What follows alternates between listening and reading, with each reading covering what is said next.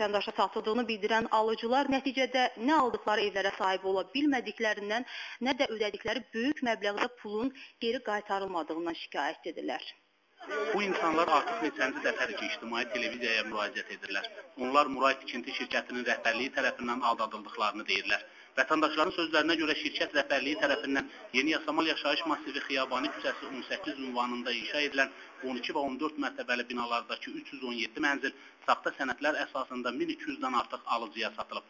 Nəticədə indi bir mənzilin bir neçə sahibi var. Muray MMC rəhbəri, direktor Hüseynov Elxan Balxanoğlu. Onların mavini Söhbətov Vaqif Mehdixanoğlu, sonra Şəhriyar Meyxoşoğlu Ağayev, Bəybala Sultanov Mavin.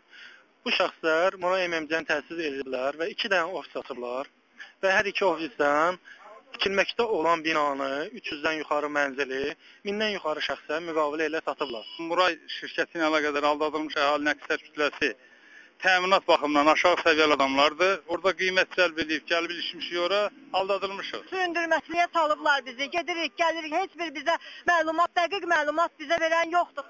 Vətəndaşlar deyir, şirkət rəhbərliyi 100-dən çox alıcını aldadaraq 18 milyon manata yaxın vəsaiti toplayıb mənimsəyib. Bu azmış kimi binalarda tikinti işləri də dayandırılıb. Nə məsələni bir dəfəlik həll edib alıcılara evlər verirlər, nə də aldıqları pulu qaytarırlar. Hüquq mühafizə orqanlarına müraciət edilsə də məsələnin həlli yubanır.